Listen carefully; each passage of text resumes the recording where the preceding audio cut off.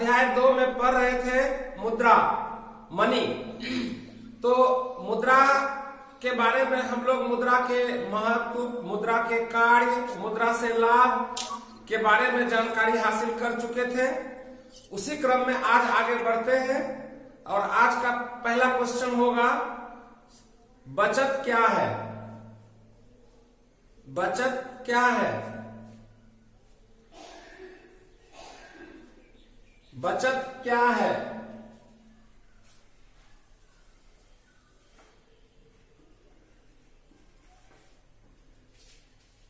What is saving?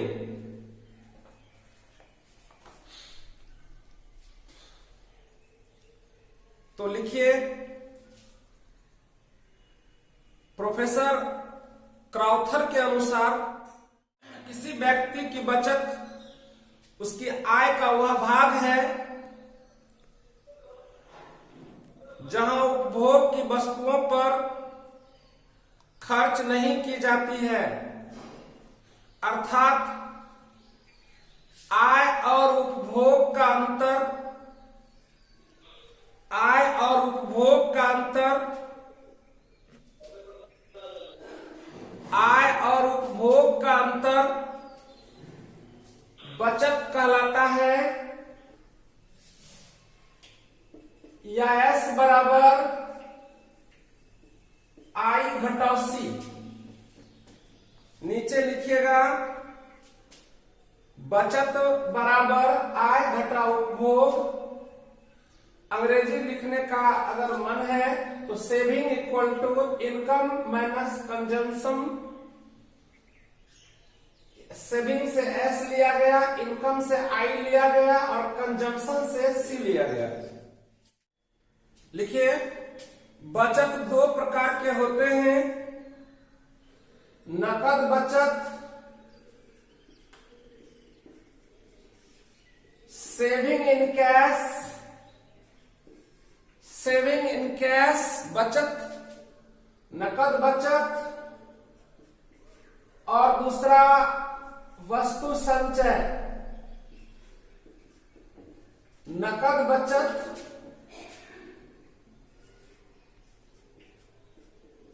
नकद बचत,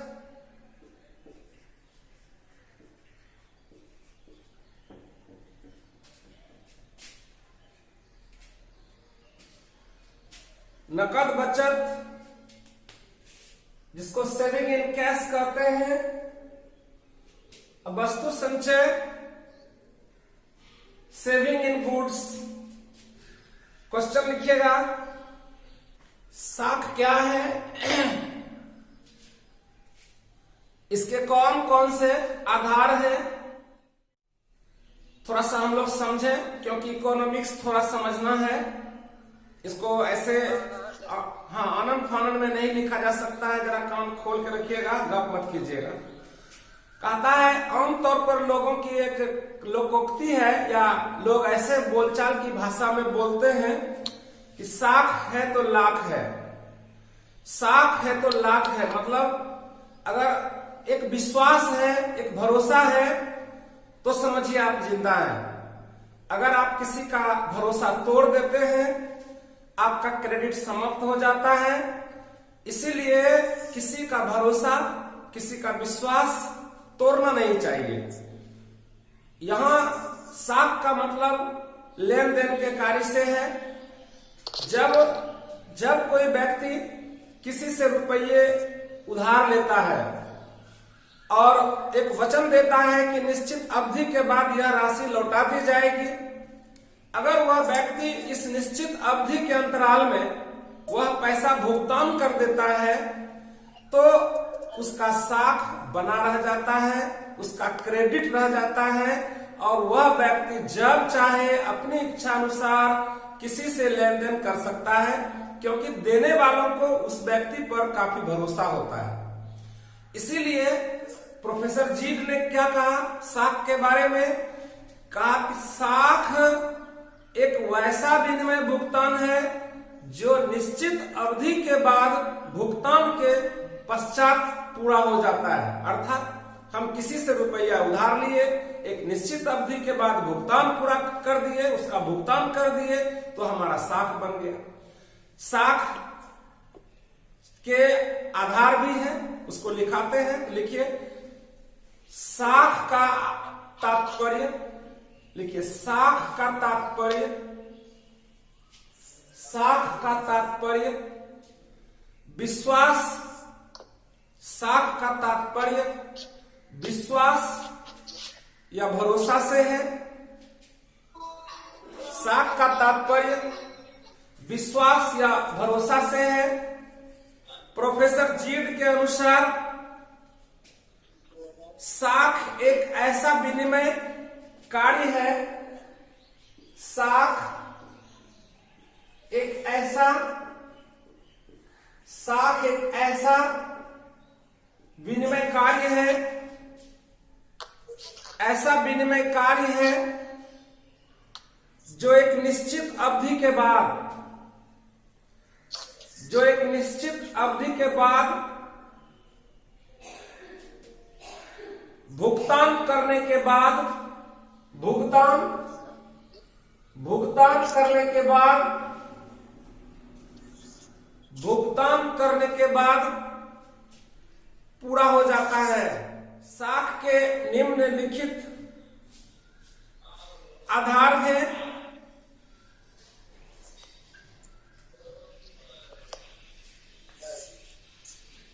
निम्नलिखित आधार हैं जिसे हम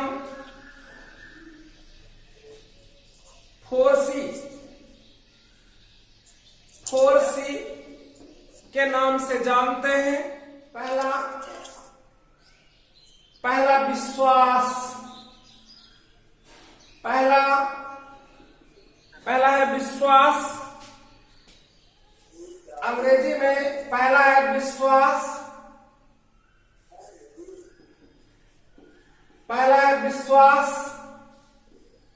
पहला सी हुआ कॉन्फिडेंस। साख का मुख्य आधार विश्वास होता है। यदि विश्वास अथवा भरोसा उठ जाता है तो साख भी चली जाती है। दूसरा है आपका चरित्र। पहला था विश्वास, दूसरा लिखिए चरित्र। चरित्र तो चरित्र लिखना नहीं है, समझना है। अगर कोई व्यक्ति ईमानदार है, किसी को यह विश्वास हो जाए कि यह व्यक्ति लेन देन में कभी गलती नहीं करेगा, यह व्यक्ति ईमानदार छवि का है, तो उसका साख हमेशा कायम रहता है। इसीलिए साख का दूसरा प्रमुख आधार है चरित्र। एवं आदमी को ईमानदार होना चाहिए, उसकी छवि साफ सुथरी होनी चाहिए। तो लिखिए यदि कोई व्यक्ति ईमानदार छवि का है, वह साफ सुथरा चरित्र रखता है, तो उसका साख हमेशा बना रहता है। ऋण देने में उसे कोई भी नहीं हिचकता है। तीसरा पॉइंट है ऋण चुकाने की क्षमता, कैपेसिटी टू रीपे। तो लिखिएगा यदि कोई व्यक्ति उधार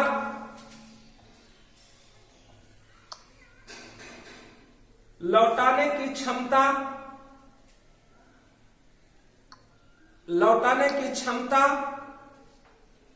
या योग्यता रखता हो,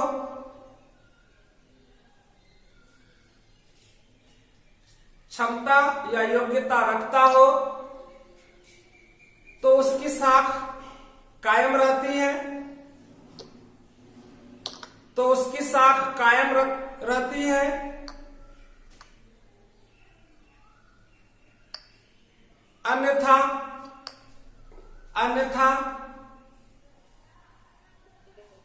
अन्यथा लोगों का उसमें भरोसा ही नहीं रह पाता है। अगला पॉइंट है पूंजी या संपत्ति। जिस व्यक्ति के पास जितनी अधिक संपत्ति हो उसका साख भी उतना ही अधिक होता है। एक गरीब या निर्धन व्यक्ति अधिक साख नहीं बना पाता है। क्वेश्चन लिखिएगा, साख पत्र क्या है? साख पत्र से हमारा अभिप्राय उन साधनों से है जिसका उपयोग साख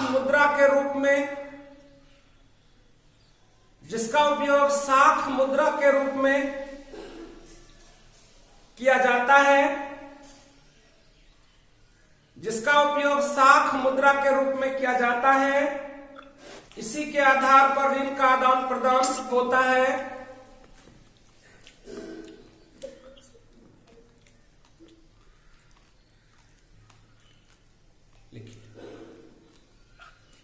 पैराग्राफ चेंज। साख पत्र निम्नलिखित प्रकार के होते हैं। साख पत्र निम्नलिखित प्रकार के होते हैं। पहला है चेक।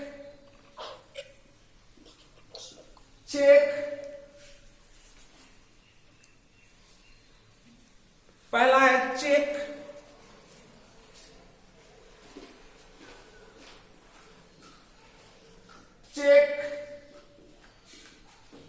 लिखे चेक,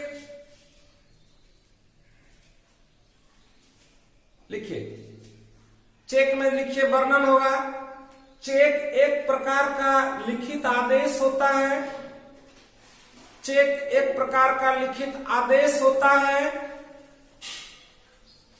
आदेश होता है जो बैंक में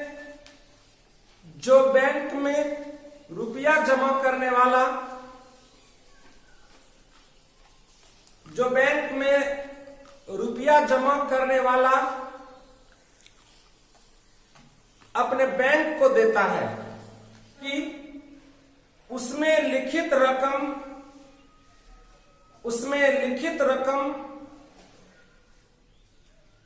लिखित व्यक्ति को दे दी जाए। Number 2, bank draft. बैंक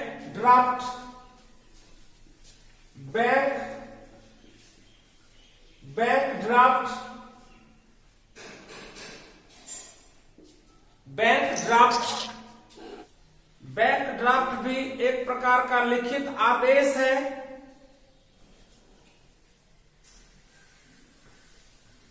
जो एक बैंक दूसरे बैंक को देता है।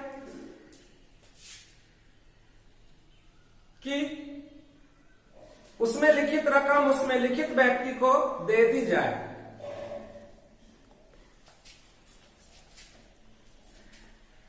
तीसरा है यात्री चेक।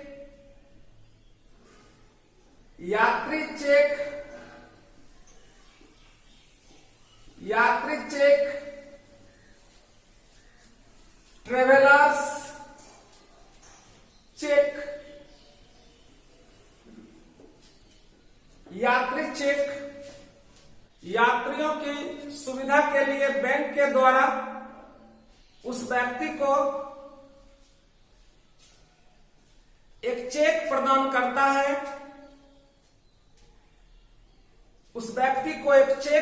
करता है।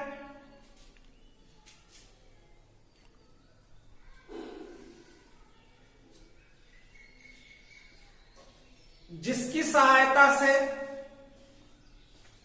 सहायता से यात्रा के क्रम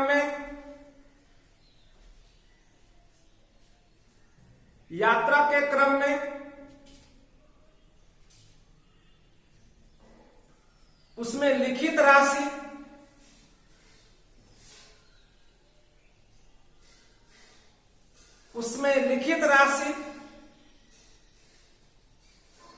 कभी भी कहीं भी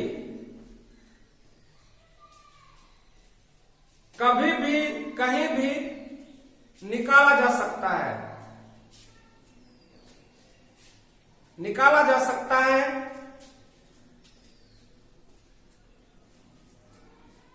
इसके लिए यात्री को बैंक में रकम जमा करना पड़ता है।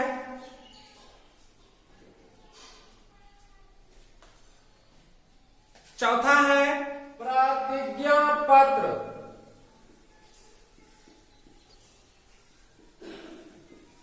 प्रोविजरी लिखिए, प्रतिज्ञा पत्र भी एक प्रकार का साख होता है। प्रतिज्ञा पत्र भी एक प्रकार का साख होता है, जिसमें ऋणी की मांग पर एक निश्चित अवधि के बाद, निश्चित अवधि के बाद उसमें अंकित रकम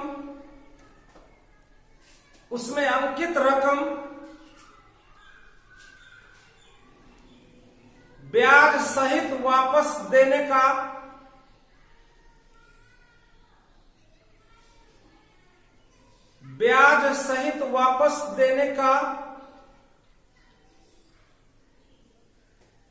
वादा किया जाता है।